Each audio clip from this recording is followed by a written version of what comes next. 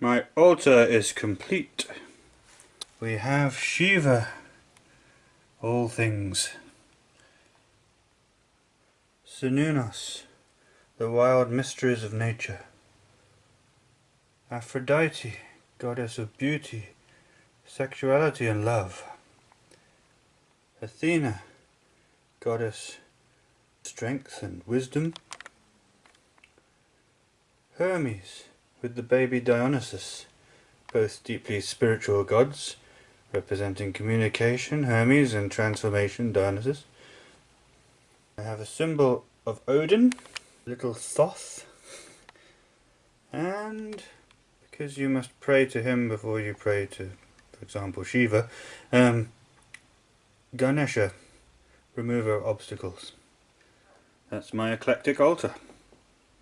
Some Greek gods, Indian, Celtic, Egyptian, Norse. Hi, from Mandarin Kim here. Today I'm going to look at the main gods of the ancient Greeks.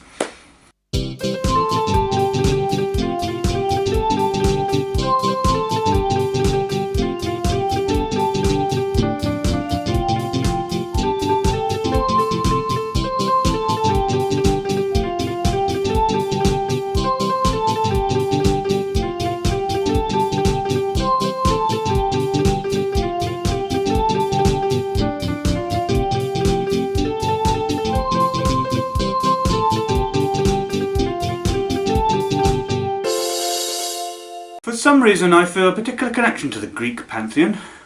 Many pagans in the UK, at least, turn their attention to the Celtic or Norse gods. Well, I suppose they were the gods that were worshipped in pre-Christian Britain. But the gods of Greece and Rome also helped shape our culture, and perhaps because I am a literary, educated sort of person who loved to read about Greek mythology when I was a teenager, I find myself endlessly fascinated by the gods and myths of the ancient Greeks. The main Greek gods, of course, were the gods of Olympus. There were 12 of these, 6 male and 6 female, which traditionally were Zeus, Poseidon, Apollo, Hermes, Hephaestus and Ares, and Hera, Athena, Aphrodite, Artemis, Demeter and Hestia. Sometimes Dionysus is added to the Olympian gods, usually replacing Hestia, which I don't like really, as it disrupts the male-female balance. Also, I will be discussing Dionysus in a future episode when I look at the Greek mysteries. So let's stick to the traditional 12 for the time being. These gods were, of course, a younger generation of deities, and older, more primal deities are spoken of in the Greek myths. Those are the Titans, and they mainly govern purely meteorological or astronomical phenomena. The Titans rose up against their father Uranus and castrated him. Zeus later rose up against his own father Kronos and defeated him.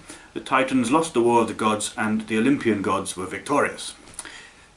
Zeus and Hera were brother and sister, as well as husband and wife, in the incestuous way that is quite common in various pagan pantheons for some reason. Demeter, Hestia and Poseidon were also siblings of theirs, as was Hades, who ruled over the underworld, the pagan afterlife, and is not included among the gods of Olympus. Zeus was king of the gods and represents some kind of masculine ideal in Greek society. Hera, his wife, presides over marriage and represents some kind of feminine ideal, I suppose. I, however, feel little connection with either of them.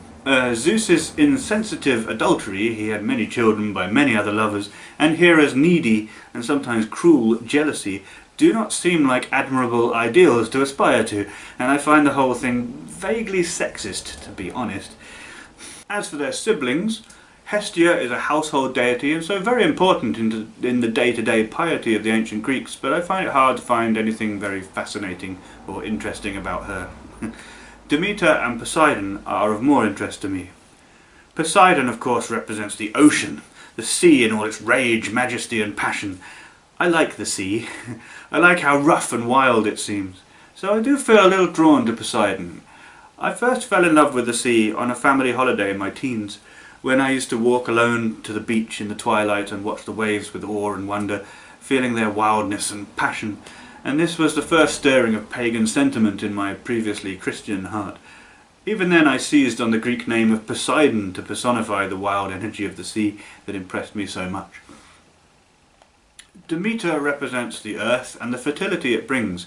In modern times, pagans often use Gaia to represent Mother Earth. Gaia was the wife of Uranus, and so kind of like a creator god.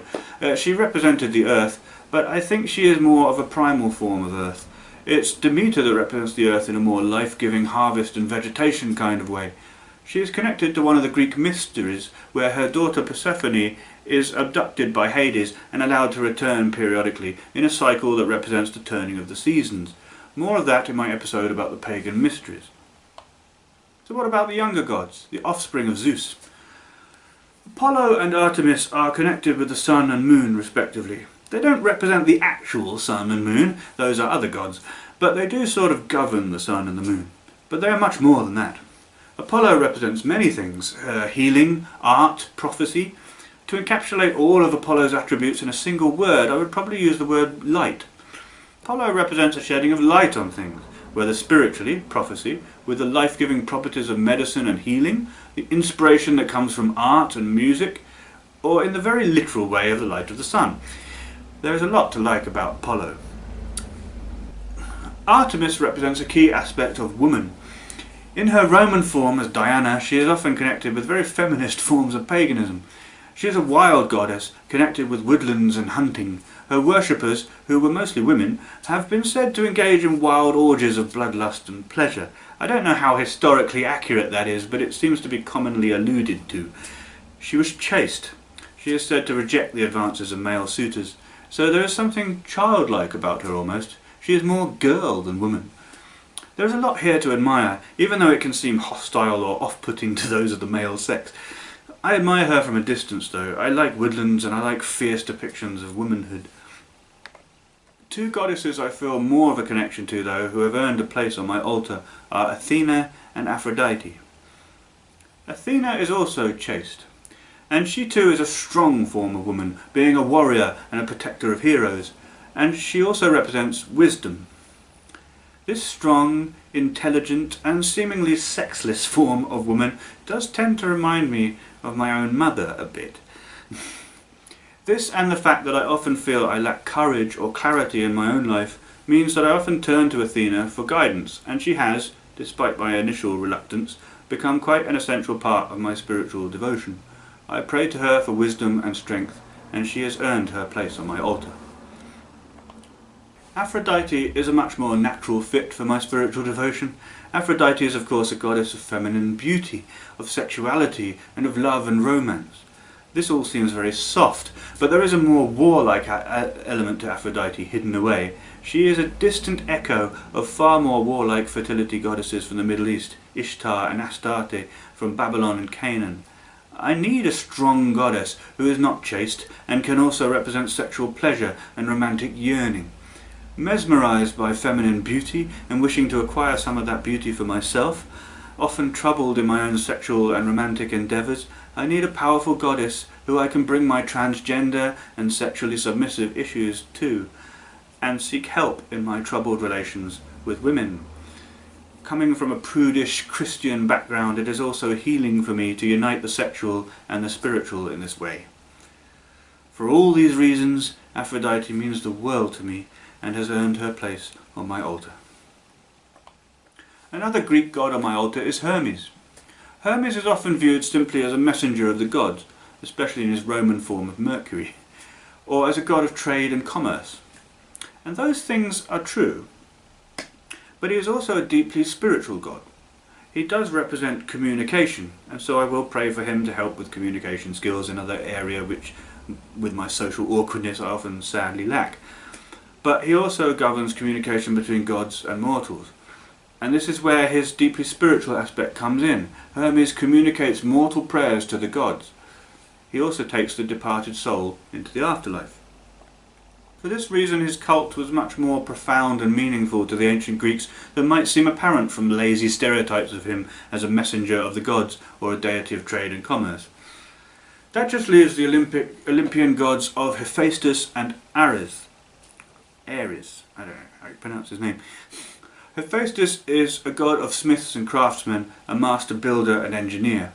He was married to Aphrodite, a kind of Beauty and the Beast arrangement, because Hephaestus was considered to be visually unattractive.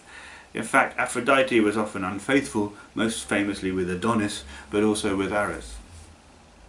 Ares was a god of war, but not a particularly likeable one. Unlike his Roman counterpart Mars, Ares was not a noble god, proudly worshipped by the soldiers, but a vile god of violence and bloodshed.